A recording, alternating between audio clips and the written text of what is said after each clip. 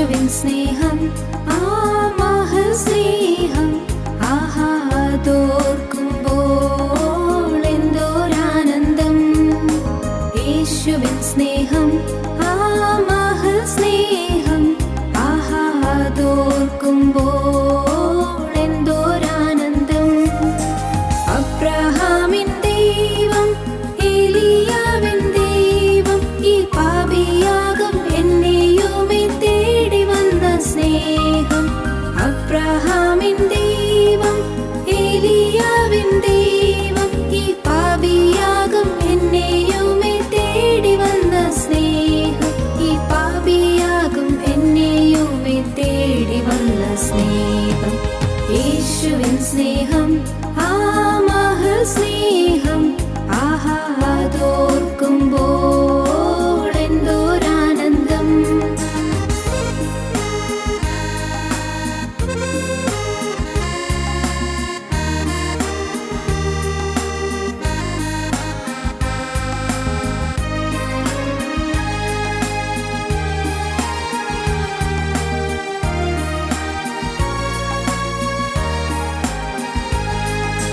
ഗോൽഗോഥാവിൻ മുകളിൽ സർവ്വലോക പാപ പരിഹാരമായി തൂങ്ങി മരിച്ചുയർത്തോരു സ്നേഹം. ഗോൽഗോഥാവിൻ മുകളിൽ സർവ്വലോക പാപ പരിഹാരമായി തൂങ്ങി മരിച്ചുയർത്തോരു സ്നേഹം. പരിഹാരമായി തൂങ്ങി മരിച്ചുയർത്തോരു സ്നേഹം. യേശുവിൻ സ്നേഹം ആ മഹസ്നേഹം ആഹാദോർക്കുമ്പോൾ എന്തോരാനന്ദം.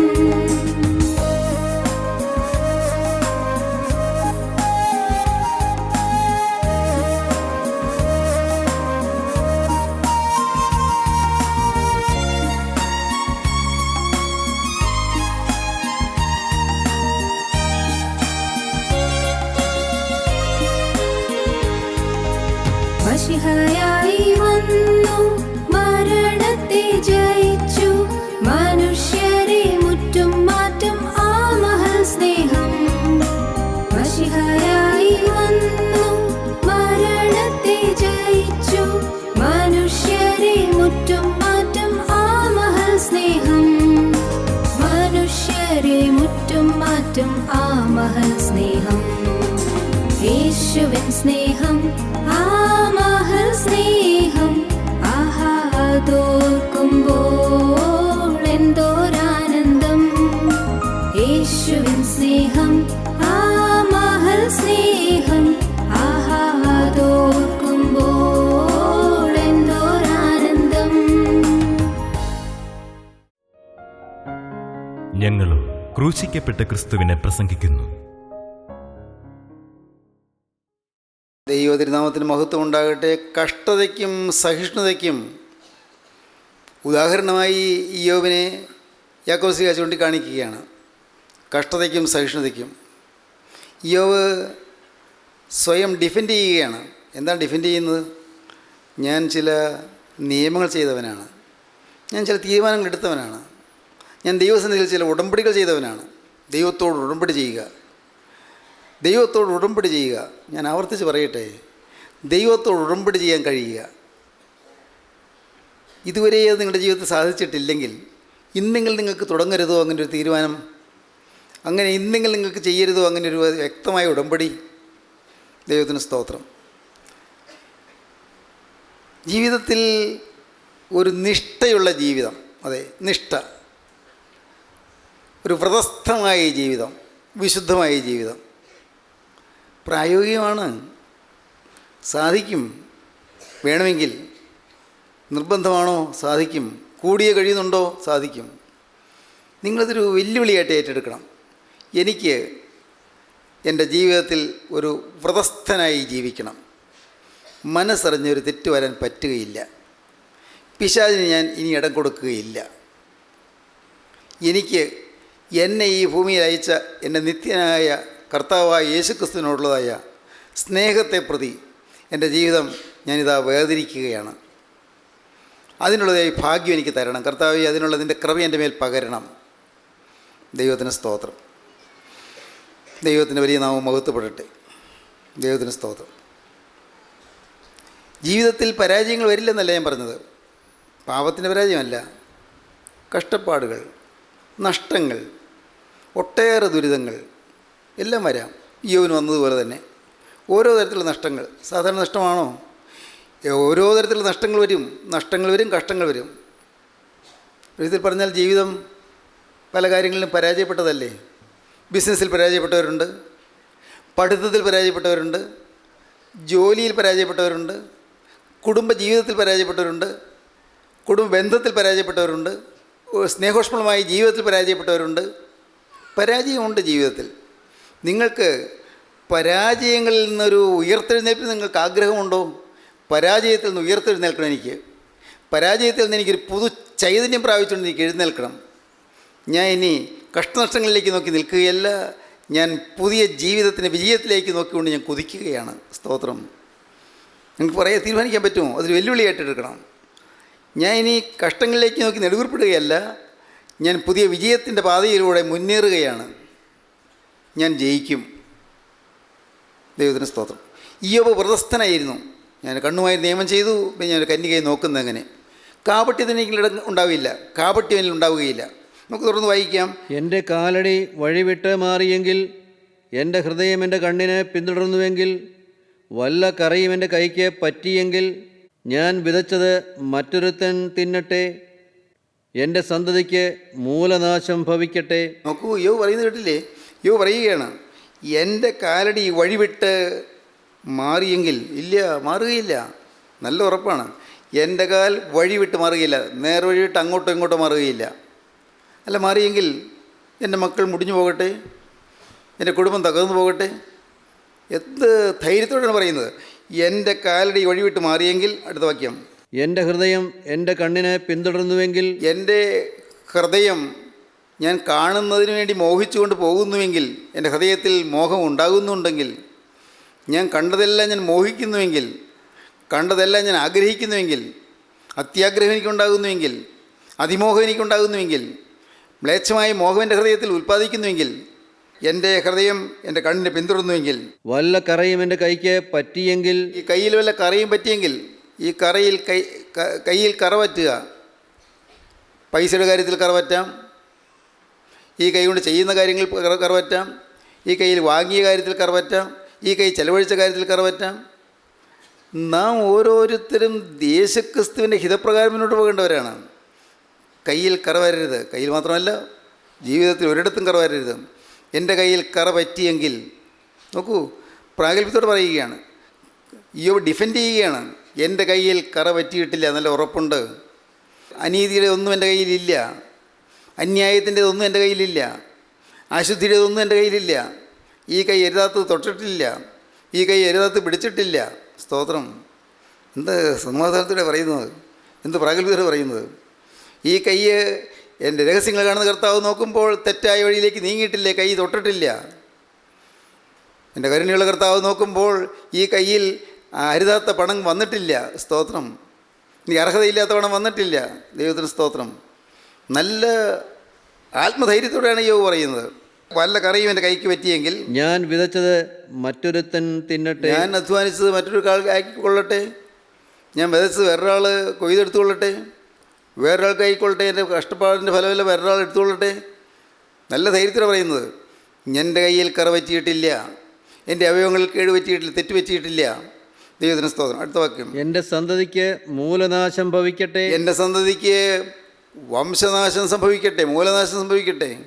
നോക്കൂ ഇയ്യോബിൻ്റെ ധീരത. അടുത്ത വാക്ക് ഒന്നുകൂടി കട്ടിയാണ്. എന്താണ്?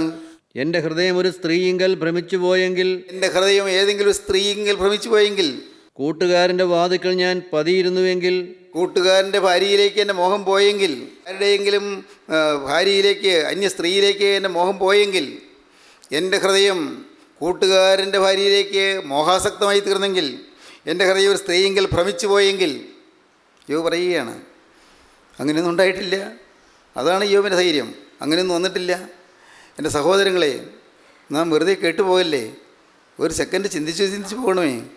ദയവായിട്ട് ചിന്തിച്ച് പോകണമേ, ആലോചിച്ച് പോകണമേ. നിങ്ങൾ ദയവായി ചിന്തിക്കുക, നമ്മുടെ ഹൃദയം എവിടെല്ലാം പോയി.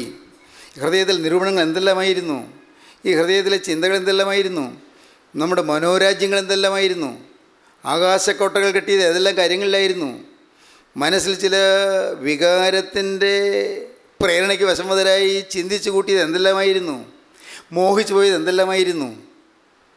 എൻ്റെ ഹൃദയം ഒരു സ്ത്രീയെങ്കിൽ ഭ്രമിച്ചു പോയെങ്കിൽ, കൂട്ടുകാരൻ്റെ വാതിൽക്കൽ ഞാൻ പതിയിരുന്നുവെങ്കിൽ, എൻ്റെ ഭാര്യ മറ്റൊരുത്തിന് മാവ് പൊടിക്കട്ടെ, അന്യർ അവളുടെ മേൽ കുനിയട്ടെ, അത് മഹാപാതകമല്ലോ. ന്യായാധിപന്മാർ ശിക്ഷിക്കേണ്ടുന്ന കുറ്റമത്രേ. അത് നരകപര്യന്തം ദഹിപ്പിക്കുന്ന തീയാകുന്നു. അത് എൻ്റെ അനുഭവമൊക്കെയും നിർമൂലമാക്കും. ദൈവത്തിന് സ്തോത്രം. യോ പറയുകയാണ്, ഡിഫെൻഡ് ചെയ്യുകയാണ്. എൻ്റെ ഹൃദയത്തിൽ അന്യചിന്തകൾ വരുമ്പോൾ, അനാവശ്യമായ ചിന്തകൾ വരുമ്പോൾ, അശുദ്ധമായ ചിന്തകൾ വരുമ്പോൾ, അപ്പോഴെല്ലാം എൻ്റെ ജീവിതം കറവറ്റി പോവുകയാണ്. അങ്ങനെ എന്തെങ്കിലും സംഭവിച്ചു പോയെങ്കിൽ എനിക്ക് എന്ത് നാശവും വന്നുകൊള്ളട്ടെ. യോ പറയുകയാണ്, എന്ത് നാശവും വന്നുകൊള്ളട്ടെ. യോവ് ധൈര്യത്തോടെ പറയുകയാണ്, ഇങ്ങനെയുള്ള കാര്യങ്ങളിൽ ഒരിടത്തും എനിക്കൊരു തെറ്റും പറ്റിയിട്ടില്ല. വീണ്ടും അടുത്ത വാക്യം. എൻ്റെ ദാസനോ ദാസിയോ എന്നോട് വാദിച്ചിട്ട് ഞാൻ അവരുടെ ന്യായം തള്ളിക്കളഞ്ഞെങ്കിൽ. അങ്ങനെ സംഭവം നടന്നിട്ടില്ല. ആരെങ്കിലും എന്നോട് അവരുടെ ന്യായത്തെക്കുറിച്ച് പറഞ്ഞിട്ട് ഞാൻ ന്യായം തള്ളിക്കളഞ്ഞുവോ? ഞാൻ നീതിയില്ലാതെ ഏതെങ്കിലും കാര്യങ്ങൾ ഇടപെട്ടുവോ? എൻ്റെ വേലക്കാരോട്, എൻ്റെ ദാസനോ ദാസിയോ അവരോട് ഞാൻ നീതിയില്ലാതെ, ന്യായമല്ലാതെ അനീതിയായ എന്തെങ്കിലും ചെയ്തു പോയോ? അനീതിയായി ഞാൻ പെരുമാറിപ്പോയോ? അവരോട് രഹസ്യങ്ങൾ കാണുന്ന ദൈവം ദുഃഖിക്കുന്ന രീതിയിൽ എന്തെങ്കിലും ഞാൻ പറഞ്ഞു പോയോ? വേലക്കാരനാണ് ഞാൻ, അവനെക്കൊണ്ട് ജോലി ചെയ്യിച്ച് കൂലി കൊടുക്കുന്നവനാണ്. അതുകൊണ്ട് എനിക്ക് എന്തു ആകാമെന്നുള്ള മട്ടിൽ ഞാൻ എന്തെങ്കിലും പറഞ്ഞു പോയോ? ദൈവത്തിന് സ്തോത്രം. അവന് കിട്ടേണ്ടതായ കൂലി ഞാൻ കൊടുക്കാതിരുന്നു പോയിട്ടുണ്ടോ? ഏതെങ്കിലും കാര്യത്തിൽ എനിക്ക് തെറ്റ് പറ്റിയിട്ടുണ്ടോ? ദൈവത്തിന് സ്തോത്രം. സഹോദരങ്ങളെ, ഓരോന്നും ചിന്തിച്ചുകൊണ്ട് നാം നമ്മുടെ ജീവിതത്തിലേക്ക് നോക്കണം. എങ്ങനെ ഇരിക്കുന്നു എൻ്റെ ജീവിതം? ദൈവത്തിന് സ്തോത്രം. യോബ് സ്വയം ഡിഫെൻഡ് ചെയ്യുകയാണ്, സ്വയം പ്രതിരോധിക്കുകയാണ്. എൻ്റെ ദാസനോ ദാസിയോ എന്നോട് വാദിച്ചിട്ട് ഞാൻ അവരുടെ ന്യായം തള്ളിക്കളഞ്ഞെങ്കിൽ, ദൈവം എഴുന്നേൽക്കുമ്പോൾ ഞാൻ എന്ത് ചെയ്യും? ദൈവം ഇതെല്ലാം കാണുന്നു. ദൈവം എഴുന്നേൽക്കുമ്പോൾ ഞാൻ എന്ത് ചെയ്യും? ഇങ്ങനെ എന്തെങ്കിലും തെറ്റെനിക്ക് വന്നെങ്കിൽ ഞാൻ എവിടെ ഇതിന് മറുപടി പറയും? എനിക്ക് എന്താണ് ഇതിന് സമാധാനമുള്ളത്? എവിടെ പരിഹാരം ഞാൻ വരുത്തും? ദൈവം എഴുന്നേൽക്കുമ്പോൾ ഞാൻ എന്ത് ചെയ്യും? അവൻ സന്ദർശിക്കുമ്പോൾ ഞാൻ എന്തുത്തരം പറയും? ദൈവം എന്നെ സന്ദർശിച്ച് എന്നോട് ചോദ്യം ചെയ്യുമ്പോൾ ഞാൻ എന്തുത്തരം പറയും? ന്യായവിധി ദിവസം ഉണ്ടല്ലോ. ന്യായവിധിയിലേക്ക് ചെല്ലുമ്പോൾ ഞാൻ എന്തുത്തരം പറയും? എനിക്ക് ഉത്തരം പറയാൻ വകയില്ല. ഞാൻ വിഷമിച്ച് നിന്ന് പോകുമല്ലോ, നിശബ്ദനായി നിന്ന് പോകുമല്ലോ. അടുത്ത വാക്യം. ഗർഭത്തിൽ എന്നെ ഉരുവാക്കിയവനല്ലയോ അവനെയും ഉരുവാക്കിയത്? എൻ്റെ ദാസനെയും ദാസിയെയും ഉരുവാക്കിയതും എന്നെ ഉരുവാക്കിയതും എല്ലാം ഒന്നല്ലേ? ഗർഭത്തിൽ എന്നെ ഉരുവാക്കിയവനല്ലയോ അവനെയും ഉരുവാക്കിയത്. ദൈവത്തിന് സ്തോത്രം. എല്ലാവരെയും സൃഷ്ടിച്ച ദൈവം ഒരുവൻ തന്നെ. യജമാനെന്നോ ദാസനെന്നോ ആരെയും ദൈവം അങ്ങനെ സൃഷ്ടിച്ചിട്ടില്ല. ചില സാഹചര്യങ്ങളിൽ കൂടെ അങ്ങനെ സംഭവിച്ചു പോയി എന്നേ ഉള്ളൂ. ദൈവത്തിന് എല്ലാവരും തുല്യരാണ്. ദൈവത്തിന് ആരോടും തരഭേദമില്ല. ദൈവം മുഖപക്ഷമില്ലാത്ത ദൈവമാകുന്നു. ദൈവത്തിന് സ്തോത്രം. ഒരവസരത്തിൽ പ്രസിദ്ധ തത്വജ്ഞാനിയായ ഡയോജനീസ് അദ്ദേഹം ഒരിടത്തിരുന്ന് കുറേ അസ്ഥികളിങ്ങനെ മാറ്റിക്കൊണ്ടിരിക്കുന്നു. അസ്ഥി കഷ്ണങ്ങൾ, ഉണങ്ങിയ അസ്ഥികൾ മാറ്റിക്കൊണ്ടിരിക്കുമ്പോൾ അലക്സാണ്ടർ ദ ഗ്രേറ്റ്, മഹാനായ അലക്സാണ്ടർ ചക്രവർത്തി ആ വഴിക്ക് പോയി. ചക്രവർത്തി ചോദിച്ചു, അങ്ങ് എന്താണ് ഈ കാണിച്ചുകൊണ്ടിരിക്കുന്നത്? എന്താ ഇത് ഈ അസ്ഥികളൊക്കെ എടുത്തുകൊണ്ടിരിക്കുന്നത് എന്തിനാ? ഉടനെ ഡയോജനീസ് പറഞ്ഞു, രാജാവേ, അത് ഞാനിത് അങ്ങയുടെ പിതാവിൻ്റെ അസ്ഥികളുണ്ട്, അങ്ങയുടെ പിതാവിൻ്റെ കുളമ്പുകൾക്കടിയിൽപ്പെട്ട് ഞെരിഞ്ഞവർന്ന അടിമകളുടെ അസ്ഥികളുമുണ്ട്. ഈ അസ്ഥികൾ തമ്മിൽ എന്തെങ്കിലും വ്യത്യാസമുണ്ടോ ഞാൻ നോക്കുകയായിരുന്നു.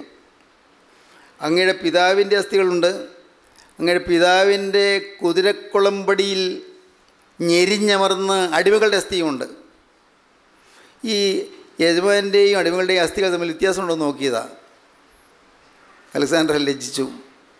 അലക്സാണ്ടർ വിനീതനായി പറഞ്ഞു, മഹാജ്ഞാനിയായ അങ്ങയോട് എനിക്കൊന്നും പറയാൻ നിർവാഹമില്ല, ഒന്നും പറയാനില്ല. വ്യത്യാസമില്ലെന്ന് എനിക്കറിയാം. അടിമയും ഉടമയും ഒരുപോലെ തന്നെ, വ്യത്യാസമില്ല. അന്ന് ഒരു വലിയ പാഠം പഠിക്കുകയായിരുന്നു അലക്സാണ്ടർ ദ ഗ്രേറ്റ്. മഹാനായ അലക്സാണ്ടർ ചക്രവർത്തി പാഠം പഠിക്കുകയായിരുന്നു. നോക്കൂ, ജീവനുള്ള ദൈവത്തിന് ആർക്കും തമ്മിൽ വ്യത്യാസം കാണാൻ സാധിക്കുകയില്ല. എല്ലാവരുടെയും ശരീരത്തിലൂടെ ഒരേ നിറത്തിലുള്ള രക്തമാണ് ഒഴുകുന്നത്. കറുത്തവൻ്റെ ശരീരത്തിൽ കൂടെ ഒഴുകുന്ന രക്തത്തിൻ്റെ നിറവും ചുവപ്പ്, വെളുത്തവൻ്റെ ശരീരത്തിൽ കൂടെ ഒഴുകുന്ന രക്തത്തിൻ്റെ നിറവും ചുവപ്പ്. രക്തത്തിൻ്റെ നിറത്തിന് മാറ്റമില്ല, രക്തത്തിൻ്റെ ഘടനയ്ക്ക് മാറ്റമില്ല, രക്തം ഒരുപോലെ. പ്രിയപ്പെട്ടവരെ, മനുഷ്യന് വ്യത്യാസം മനുഷ്യൻ കൽപ്പിക്കുന്നതാണ്, ദൈവം കൽപ്പിക്കുന്നില്ല. ധനികനെന്നോ ദരിദ്രനെന്നോ ദൈവം ഭേദം കൽപ്പിക്കുന്നില്ല. പണ്ഡിതനെന്നോ പാമരനെന്നോ ദൈവം ഭേദം കൽപ്പിക്കുന്നില്ല. ജീവനുള്ള ദൈവത്തിന് മുമ്പിൽ എല്ലാവരും തുല്യരാണ്. അതാണ് യോബ് പറയുന്നത്, എനിക്കെല്ലാവരും തുല്യരായിരുന്നു, അടിമയെന്നും ഉടമയെന്നും ഭേദമില്ലാതെ ഞാൻ എല്ലാവരെയും മാനിച്ചിരുന്നു. അവർ പറയുന്നത് വീണ്ടും വായിക്കാം. ഉദരത്തിൽ ഞങ്ങളെ നിർമ്മിച്ചത് ഒരുത്തനല്ലയോ? ദരിദ്രന്മാരുടെ ആഗ്രഹം ഞാൻ മുടക്കിയെങ്കിൽ, വിധവയുടെ കണ്ണ് ഞാൻ ക്ഷീണിപ്പിച്ചെങ്കിൽ, അനാഥന് അംശം കൊടുക്കാതെ ഞാൻ തനിച്ച് എൻ്റെ ആഹാരം കഴിച്ചെങ്കിൽ. എനിക്ക് പറയുന്നത്, ദരിദ്രന്മാരുടെ ആഗ്രഹം ഞാൻ മുടക്കിയോ? ദരിദ്രന്മാരുടെ ആഗ്രഹം ഞാൻ മുടക്കിയിട്ടില്ല. പിന്നെ വേറൊന്ന്, അടുത്തത് രണ്ടാമത്തത്, വിധവയുടെ കണ്ണ് ഞാൻ ക്ഷീണിപ്പിച്ചുവോ? ഒരു വിധവ കരയാൻ ഞാൻ ഇടവരുത്തിയോ? ഒരു വിധവ എൻ്റെ ഏതെങ്കിലും പ്രവൃത്തി മൂലമോ വാക്കുമൂലമോ കരയേണ്ടി വന്നുവോ? ദൈവത്തിന് സ്തോത്രം. എന്താണ് അങ്ങനെ പറയാൻ കാരണം?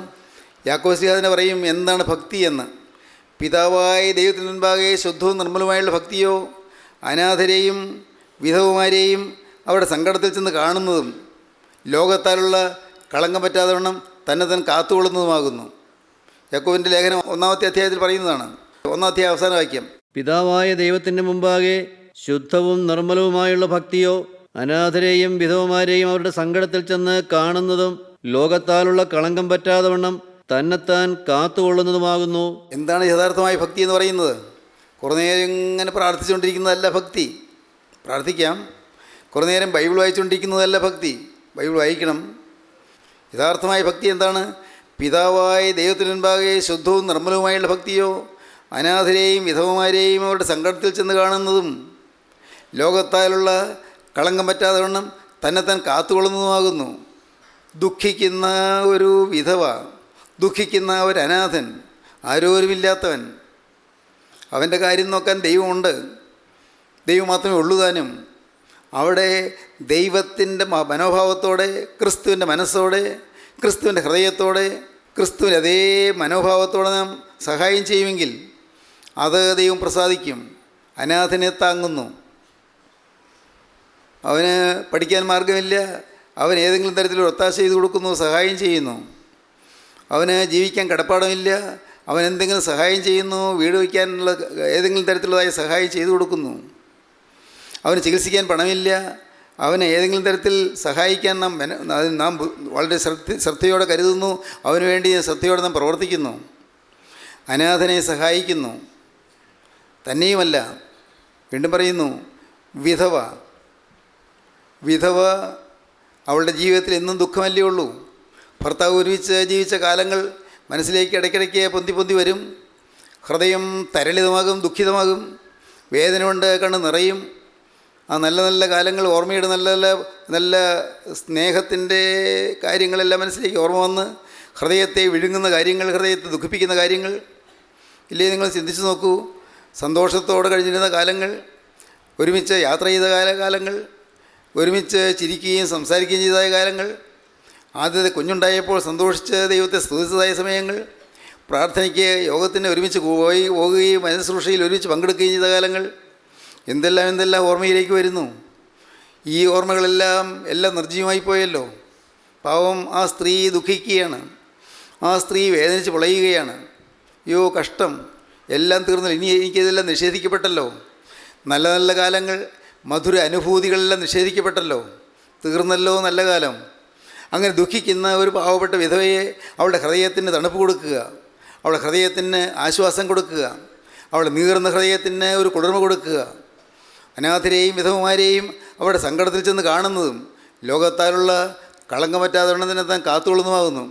ഈ അനാഥനെയും വിധവയെയും സംരക്ഷണം ചെയ്യുമ്പോൾ ലോകത്തുള്ള കളങ്കം പറ്റരുത്, സൂക്ഷിക്കണം. സംരക്ഷണം ചെയ്യുമ്പോൾ മനുഷ്യൻ്റെ ഹൃദയത്തിലേക്ക് വരാവുന്ന ദുരാലോചനകൾക്ക് വഴിപ്പെട്ടു പോകരുത്. അനാഥനെയും വിധവയെയും സംരക്ഷണം ചെയ്യുമ്പോൾ ആ അനാഥനെ കൊണ്ട് എനിക്ക് ചില കാര്യങ്ങൾ നേടിയെടുക്കാമെന്നൊരു ചിന്ത വരരുത്, സ്വാർത്ഥചിന്തകൾ വരരുത്. ആ വിധവയെ ഏതെങ്കിലും തരത്തിൽ നശിപ്പിക്കാമെന്നോ അവളുടെ ചാരിത്രശുദ്ധി നഷ്ടപ്പെടുത്തണമെന്നോ ഒരു ചിന്ത വന്നു പോകരുത്, ചിന്തയിൽ പോലും വരരുത്. അനാഥനെയും വിധവയെയും സംരക്ഷണം ചെയ്യണം. മാത്രമല്ല ലോകത്താലുള്ള കളങ്കം പറ്റാതെ വണ്ണം തന്നെ താൻ കാത്തുകൊള്ളണം. ലോകത്താലുള്ള കളങ്കം പറ്റരുത്, കളങ്കം പറ്റാതെ കാത്തുകൊള്ളണം. ദൈവത്തിന് സ്തോത്രം. ദൈവത്തിൻ്റെ വലിയ നാമം മഹത്വപ്പെടട്ടെ. ദൈവത്തിന് സ്തോത്രം. സഹോദരങ്ങളെ, നിങ്ങൾക്കെല്ലാം മനസ്സിലാവുന്നുണ്ടെന്ന് എനിക്ക് തോന്നുന്നു, എല്ലാം ഗ്രഹിക്കാൻ പറ്റുന്നുണ്ടെന്ന് എനിക്ക് തോന്നുന്നു. ദൈവത്തിന് സ്തോത്രം.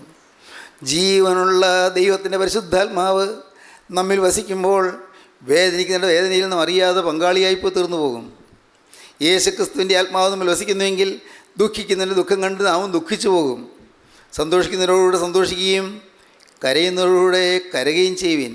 അപ്പോസ്തലനായ പൗലോസ് റോമർക്ക് എഴുതിയ ലേഖനം 12-ാം അധ്യായത്തിൽ പറയുന്നു, സന്തോഷിക്കുന്നവരോടുകൂടെ സന്തോഷിക്കുകയും കരയുന്നവരോടുകൂടെ കരയുകയും ചെയ്യുവിൻ. കരയുന്നവരോടെ ഒപ്പം ഇരുന്ന് കരയാൻ സാധിക്കുക, അത് ക്രിസ്തുവിൻ്റെ ആത്മാവുള്ള ഒരു ദൈവവേദനയുടെ ഭാഗ്യമാണ്, ഒരു പദവിയാണ്. കരയുന്നവരുടെ കൂടെ കരയാൻ സാധിക്കുക, വേദനിക്കുന്നവരുടെ കൂടെ വേദനിക്കാൻ സാധിക്കുക, ഹൃദയം വേദനിക്കുക, ഉള്ളം വേദനിക്കുക, കഴിയുമെങ്കിൽ അത് മറ്റാരും കാണാതെ വേദനിക്കുക. എങ്ങനെയാണത്? ഒരാൾ വിഷമിക്കുന്നത്, ആളുടെ വിഷമത്തിൽ ഞാൻ പങ്കാളിയായി ഞാൻ വേദനിക്കുന്നു, മറ്റാരും അറിയരുത്. മറ്റാരും അറിഞ്ഞാലോ അപ്പോൾ എനിക്ക് പ്രതിഫലം കിട്ടിപ്പോയി. ദൈവത്തിന് സ്തോത്രം. ഞാനൊരു അനാഥനെ സഹായിക്കുന്നത് വേറെ ആരെങ്കിലും അറിഞ്ഞാലോ എനിക്ക് പ്രതിഫലം ഇവിടെ വെച്ച് തന്നെ കിട്ടിക്കഴിഞ്ഞു, പിന്നെ സ്വർഗത്തിൽ പ്രതിഫലം ഇല്ല. ഇവിടെ 4 പേര് എന്നെ കുറിച്ച് മാനിച്ച് പറയുന്നു, കണ്ടു ആ മനുഷ്യൻ എന്ത് ഉപകാരിയാണ്, എന്ത് മനോഗുണ പ്രവൃത്തിയുള്ളയാളാണ്, അദ്ദേഹത്തിന് ഹൃദയം എന്ത് നല്ല ഹൃദയമാണ് എന്നൊക്കെ ആളുകൾ പ്രശംസിച്ചപ്പോൾ എനിക്ക് പ്രതിഫലം കിട്ടിപ്പോയി. വലം കൈ ചെയ്യുന്നത് ഇടം കൈ അറിയരുത്. വലം കൈ ചെയ്യുന്നത് ഇടം കൈ അറിയരുത്. പ്രതിഫലം ഇവിടെ വെച്ച് പ്രാപിച്ചിട്ട് പ്രയോജനമില്ല. പ്രതിഫലം അങ്ങ് ചെല്ലുമ്പോൾ മരണാനന്തര ജീവിതത്തിൽ പ്രതിഫലം കിട്ടണം. ദൈവത്തിന് സ്തോത്രം. നാം ആരുടെയെങ്കിലും കാര്യത്തിൽ കരുണ കാണിക്കുക, ഒരാൾ കരയുമ്പോൾ നാം ഒപ്പം കരയുക. ഒരിക്കലും നിവൃത്തിയുണ്ടെങ്കിൽ കണ്ണീര് വരാതെ നോക്കുക, കണ്ണീരാരും കാണാതെ നോക്കുക. നമ്മുടെ ദുഃഖം ആരും അറിയാതെ നോക്കുക. നമ്മുടെ ദുഃഖം ആരെങ്കിലും അറിഞ്ഞാൽ കണ്ടോ എന്തൊരു കരുണയുള്ള ആളാണ്, ആളുകൾ ബഹുമാനിക്കും. അയ്യോ ആ മനുഷ്യനുണ്ടല്ലോ എന്തൊരു കരുണ, എന്തൊരു ആർദ്രത, കണ്ടില്ലേ അദ്ദേഹം കൂടെ കരയുന്നത്. ആ പാവപ്പെട്ടവരുടെ വേദന കണ്ടിട്ട് അദ്ദേഹം കരയുന്നത് കണ്ടില്ലേ. ഓ എന്തൊരു നല്ല ഹൃദയമുള്ള മനുഷ്യൻ, നമുക്ക് പ്രതിഫലം കിട്ടിക്കഴിഞ്ഞു. നേരെ മറിച്ച് ആരും അറിയാതെ വേദനിക്കാൻ സാധിക്കുക. ഇനി പറയുന്നത് നിങ്ങൾക്ക് മനസ്സിലാകുന്നുണ്ടോ? ആരും അറിയാതെ കഷ്ടതയിൽ പങ്കാളിയാകാൻ സാധിക്കുക, ദുഃഖത്തിൽ പങ്കാളിയാകാൻ സാധിക്കുക. ദൈവത്തിന് സ്തോത്രം. വീണ്ടും അടുത്ത വാക്യം വരുമ്പോഴേക്കും പറയും, ഞാൻ ദരിദ്രന്മാർക്ക് ഞാൻ അപ്പനായിരുന്നെന്ന്. അതാണ് വായിക്കാം, 16-ാം വാക്യം വായിക്കാം. ദരിദ്രന്മാരുടെ ആഗ്രഹം ഞാൻ മുടക്കിയെങ്കിൽ, വിധവയുടെ കണ്ണ് ഞാൻ ക്ഷീണിപ്പിച്ചെങ്കിൽ, വിധവ കരഞ്ഞു വിഷമിക്കുന്ന ആ പാവ സ്ത്രീയുടെ കണ്ണ് ഞാൻ ക്ഷീണിപ്പിച്ചെങ്കിൽ, അനാഥന് അംശം പങ്കുകൊടുക്കാതെ ഞാൻ തനിയെ എൻ്റെ ആഹാരം കഴിച്ചുവെങ്കിൽ, ബാല്യം മുതൽ ഞാൻ അപ്പനെന്ന പോലെ അവനെ വളർത്തുകയും, അനാഥനെയും ദരിദ്രനെയും വളർത്തിയിരുന്നു. ഡിഫെൻഡ് ചെയ്യുകയാണ്, തൻ്റെ ന്യായം സ്ഥാപിക്കുകയാണ്. അനാഥർക്ക് ഞാൻ അപ്പനായിരുന്നു, അഗതികൾക്ക് ഞാൻ ദരിദ്രന്മാർക്ക് ഞാൻ അപ്പനായിരുന്നു. അവർ വസ്ത്രമില്ലാത്തവർക്ക് ഞാൻ വസ്ത്രം കൊടുത്തു. തുടർന്ന് വായിക്കുമ്പോൾ കാണാം 31 അധ്യായം മുഴുവൻ അതുപോലുള്ളതായ തൻ്റെ സ്വന്തം ജീവിതാനുഭവങ്ങൾ വിവരിക്കുകയാണ്. അനാഥർക്ക് ഞാൻ തുണയായിരുന്നു, ദരിദ്രന്മാർക്ക് ഞാൻ അപ്പനായിരുന്നു, പാവപ്പെട്ടവർക്ക് ഞാൻ ആഹാരം കൊടുത്തിരുന്നു. ദൈവത്തിന് സ്തോത്രം. ദൈവത്തിന് വലിയ നാമം മഹത്വപ്പെടട്ടെ. പറയുകയാണ്, വിധവയുടെ കണ്ണ് ഞാൻ ക്ഷീണിപ്പിച്ചെങ്കിൽ, അനാഥന് അംശം കൊടുക്കാതെ ഞാൻ തനിച്ചെൻ്റെ ആഹാരം കഴിച്ചെങ്കിൽ, ബാല്യം മുതൽ ഞാൻ അപ്പനെന്ന പോലെ അവനെ വളർത്തുകയും ജനിച്ചു മുതൽ അവളെ പരിപാലിക്കുകയും ചെയ്തുവല്ലോ. എക്കാലത്തും ഞാൻ അനാഥനും അഗതിക്കും ഞാൻ സഹായം ചെയ്തിരുന്നു, ദരിദ്രന് ഞാൻ ആഹാരം കൊടുത്തിരുന്നു. വീണ്ടും അടുത്ത വാക്യം. ഒരുത്തൻ വസ്ത്രമില്ലാതെ നശിച്ചു പോകുന്നതോ ദരിദ്രൻ പുതപ്പില്ലാതെ ഇരിക്കുന്നതോ ഞാൻ കണ്ടിട്ട് അവൻ്റെ അര എന്നെ അനുഗ്രഹിച്ചില്ലെങ്കിൽ, എൻ്റെ ആടുകളുടെ രോമം കൊണ്ട് അവന് കുളിർ മാറിയില്ലെങ്കിൽ, സ്തോത്രം, എൻ്റെ ആടുകളുടെ രോമം കൊണ്ട് കമ്പിളി പുതപ്പ് ഞാൻ അവന് കൊടുത്തു. അവൻ വസ്ത്രമില്ലാതിരിക്കാൻ ഞാൻ സമ്മതിച്ചില്ല. അവൻ്റെ അരയിൽ വസ്ത്രം കൊടുക്കാനില്ലാതെ അവൻ നഗ്നനായിരിക്കാൻ ഞാൻ ഇടവരുത്തിയില്ല. ഞാൻ വസ്ത്രം കൊടുത്തു, അവന് കുളിർ മാറാനായിട്ട് ഞാൻ കമ്പിളി പുതപ്പ് കൊടുത്തു. എൻ്റെ ആടുകളുടെ രോമം കൊണ്ടുള്ള കമ്പിളി പുതപ്പ് ഞാൻ അവന് കൊടുത്തു. അങ്ങനെ ഞാൻ എല്ലാ നന്മകളും ചെയ്തു. ദൈവത്തിന് സ്തോത്രം. ഇതെല്ലാം അഭിമാനത്തോടെ ദൈവത്തോട് പറയുകയല്ല, കർത്താവ് ഇതെല്ലാം നീ കാണുന്നില്ലേ എന്നാണ് ചോദിക്കുന്നത്. നീ ഇതെല്ലാം അറിയുന്നില്ലേ എന്ന് നിങ്ങൾക്കും ചോദിക്കാം. കർത്താവേ, നീ എന്നെ വിലയ്ക്ക് വാങ്ങിയതല്ലേ, നിൻ്റെ ചങ്കിലെ ചോരയൂറ്റി എന്നെ വിലയ്ക്ക് വാങ്ങിയതല്ലേ, തിരുരക്തത്തിൻ്റെ വിലയായി നീ എന്നെ സ്വീകരിച്ചതല്ലേ, നീ എന്നെ നിൻ്റെ മകനാക്കി തീർത്തതല്ലേ, പിശാചിൻ്റെ സന്തതിയായിരുന്ന എന്നെ നിൻ്റെ മകളാക്കി നീ തീർത്തതല്ലേ, പാപം ചെയ്ത് പരിശീലിച്ചു പോയ എന്നെ നീ നിൻ്റെ വകയാക്കി തീർത്തതല്ലേ. എൻ്റെ കർത്താവേ, ഇപ്പോൾ ഞാൻ നിന്നോട് ചോദിക്കട്ടെ, കർത്താവേ, ഞാൻ നിൻ്റെ സന്നിധിയിൽ ഒരു തീരുമാനം എടുത്തതിന് ശേഷം പിന്നെ ഞാൻ പാപത്തിലേക്ക് പോയിട്ടില്ലല്ലോ. കർത്താവേ, ഞാൻ എൻ്റെ ജീവിതത്തിൽ നിൻ്റെ സന്നിധിയിൽ ഉടമ്പടി ചെയ്തതിന് ശേഷം പിന്നെ ഞാൻ തിന്മയിലേക്കൊന്നും പോയിട്ടില്ലല്ലോ, നിനക്കറിയാമല്ലോ. കർത്താവേ, മനസ്സറിഞ്ഞൊരു ദോഷത്തിലേക്ക് പോകാതെ ഞാൻ ഭാഗ്യവശാൽ എന്നെ തന്നെ സൂക്ഷിക്കാൻ നീ എനിക്ക് കൃപ തന്നുവല്ലോ. ദൈവത്തിന് സ്തുതി. എല്ലാം കൃപ യേശുവേ, എല്ലാം കൃപ. നിൻ്റെ കൃപയാൽ തെറ്റ് വരാതെ എനിക്ക് ജീവിക്കാൻ പറ്റിയല്ലോ. നിൻ്റെ കൃപയാൽ അശുദ്ധി സംഭവിക്കാതെ എനിക്ക് ജീവിക്കാൻ പറ്റിയല്ലോ. എൻ്റെ കർത്താവേ, ഇത്രയും കാലം നീ എന്നെ പോറ്റിയല്ലോ. ഈ നാളെല്ലാം നീ എന്നെ കാത്തല്ലോ. ദൈവത്തിന് സ്തോത്രം. പ്രിയപ്പെട്ടവരെ, നിങ്ങൾക്കിത് പറയാനുള്ള പ്രാഗൽഭ്യം ഉണ്ടാകട്ടെ. അത് ഇതുവരെയും ആ പ്രാഗൽഭ്യം ഇല്ലെങ്കിൽ ഇന്ന് നിങ്ങളൊരു വ്യക്തമായ തീരുമാനത്തിലേക്ക് വരൂ. യേശുവേ, നിൻ്റെ ജീവൻ്റെ രക്തം എനിക്ക് വേണ്ടി നീ ഊറ്റി, നിൻ്റെ ചുടുരക്തം എനിക്ക് വേണ്ടി നീ ഒഴുക്കി, എന്നെ നീ പിശാചിൻ്റെ കയ്യിൽ നിന്ന് വിലയ്ക്ക് വാങ്ങി. നാഥ, ഞാൻ നിൻ്റെ വകയാണ്, ഞാൻ നിൻ്റെ മാത്രം വകയാണ്. ഇനി ഞാൻ മനസ്സറിഞ്ഞ് നിന്നെ വിട്ട് ഞാൻ മാറുകയില്ല, പാപത്തിലേക്ക് ഞാൻ പോവുകയില്ല. നിങ്ങൾക്ക് തീരുമാനിക്കാം. യേശു ക്രിസ്തുവിൻ്റെ കരങ്ങളിലേക്ക് നിങ്ങളുടെ ഭാവി നിങ്ങൾക്ക് ഏൽപ്പിച്ചു കൊടുക്കാം. യേശു ക്രിസ്തുവിനോട് നിങ്ങൾക്ക് വാക്ക് പറയാം. ഇന്നത്തെ ഈ ദിവസം നിങ്ങളുടെ ജീവിതത്തിൽ നിർണായകമായൊരു സുദിനമായി മാറട്ടെ. നിർണായകമായ സുദിനം. ഹല്ലേലൂയ, ദൈവത്തിന് സ്തോത്രം. ഇന്ന് നിങ്ങൾ വ്യക്തമായി തീരുമാനമെടുത്തുകൊണ്ട് യേശു ക്രിസ്തുവിൻ്റെ കരങ്ങളിലേക്ക് നിങ്ങൾ കൊടുക്കുകയും നിങ്ങളുടെ ജീവിതത്തിൽ ഇനി മേൽപ്പാവം വരികയില്ല എന്ന് കാതലായ ഒരു തീരുമാനം നിങ്ങൾ എടുക്കുകയും മനസ്സറിഞ്ഞൊരു തെറ്റിലേക്ക് ഞാൻ പോവുകയില്ല എന്ന് ദൈവത്തോട് നിങ്ങൾ വാക്ക് പറയുകയും ദൈവകരങ്ങളിലേക്ക് നിങ്ങളുടെ ഭാവി നിങ്ങൾ ഏൽപ്പിച്ചു കൊടുക്കുകയും ഈ ദേഹവും ഈ ദേഹിയും ഈ ആത്മാവും രക്ഷകൻ്റെ ബലിഷ്ഠമായ ഭുജങ്ങളിലേക്ക് നിങ്ങൾ ഏൽപ്പിച്ചു കൊടുക്കുകയും യേശുവിനോട് നിങ്ങൾ വാക്ക് പറയുവിൻ. കർത്താവേ, ഇത്രയും കാലം ഞാൻ മൂഢനെ പോലെ ജീവിച്ചു പോയി, ഇത്രയും കാലം ഞാൻ പാവിയായി ജീവിച്ചു പോയി, ഇത്രയും കാലം ഞാൻ പിശാചിന് ചൊൽപ്പടിക്ക് ജീവിച്ചു പോയി, സാത്താൻ്റെ ചൊല്ലുകേട്ട് ഞാൻ ജീവിച്ചു പോയി, സാത്താൻ്റെ ആലോചനയ്ക്ക് വഴിപ്പെട്ട് ഞാൻ ജീവിച്ചു പോയി. കർത്താവേ, ഇന്നിതാ ഞാൻ എന്നെ തന്നെ നിൻ്റെ കരങ്ങളിലേക്ക് ഏൽപ്പിക്കുകയാണ്. എൻ്റെ ഭാവി നിൻ്റെ കരങ്ങളിലേക്ക് ഏൽപ്പിക്കുകയാണ്. അശുദ്ധി പറ്റാതെ, കറ പറ്റാതെ, ചെളി വിരളാതെ ഒരു പുതിയ ജീവിതം നയിക്കുമെന്ന് ഞാൻ നിന്നോട് വാക്ക് പറയുകയാണ്. അതാ, നിൻ്റെ തിരക്തത്താൽ എന്നെ കഴുകണമേ. സംഭവിച്ചു പോയ പാപങ്ങളെല്ലാം ക്ഷമിക്കണമേ. വന്നുപോയ പാപക്കറകളെല്ലാം കഴുകി മാറ്റണമേ. തിരക്തത്താൽ എന്നെ ശുദ്ധീകരിക്കണമേ. എന്നെ ഇന്ന് എൻ്റെ മകന് അവകാശമാക്കി തീർക്കണമേ. അതാ, ഇന്ന് ഞാനിതാ സാത്താനോട് യാത്ര പറയുന്നു. ഞാൻ മിശിഹാ തമ്പുരാനെ എൻ്റെ കർത്താവിനെ രക്ഷിതമായി സ്വീകരിക്കുന്നു. ഇന്നു മുതൽ യേശുവേ, ഞാൻ നിൻ്റെ വക, ഇന്നു മുതൽ ഞാൻ നിൻ്റെ അടിമ. ഹല്ലേലൂയ. നിങ്ങൾക്ക് സമർപ്പിക്കാം. യേശുവിൻ്റെ കരങ്ങളിൽ നിങ്ങളെ കൊടുക്കാം. യേശുവിനോട് വാക്ക് പറയാം. ഇപ്പോൾ നിങ്ങൾ തന്നെ കൊടുത്തുകൊണ്ട് നിങ്ങൾക്ക് യേശുവിനോട് പറയാം, യേശുവേ, ഈ നിമിഷം മുതൽ ഞാൻ നിൻ്റെ വക, നിൻ്റെ മാത്രം വക. ഹല്ലേലൂയ, ദൈവത്തിന് സ്തോത്രം. നമുക്ക് പ്രാർത്ഥിക്കാം. കാരുണ്യവാനായ ഞങ്ങളുടെ സ്വർഗീയ പിതാവേ, ഈ മനോഹരമായ സമയത്തിനായി ഞങ്ങൾ നിന്നെ സ്തുതിക്കുന്നു, ഞങ്ങൾ നിന്നെ സ്തോത്രം ചെയ്യുന്നു. ഈ മക്കളെ എല്ലാം അനുഗ്രഹിക്കണമേ. എല്ലാവരെയും നിൻ്റെ കൃപയിൽ കാക്കണമേ. നിൻ്റെ തിരക്തത്താൽ ഈ മക്കളെ ആവരണം ചെയ്യണമേ. എല്ലാ നന്മകളാലും ഈ മക്കളെ അലങ്കരിക്കണമേ. അവിടുത്തെ രണ്ടാമത്തവർ വേണ്ടി എല്ലാവരെയും ഒരുക്കണമേ. യേശു ക്രിസ്തുവിൻ്റെ ജയകരമായ നാമത്തിൽ പ്രാർത്ഥിക്കുന്നു. കൃപയോടെ കേൾക്കണം പിതാവേ. ആമീൻ. ഹല്ലേലൂയ.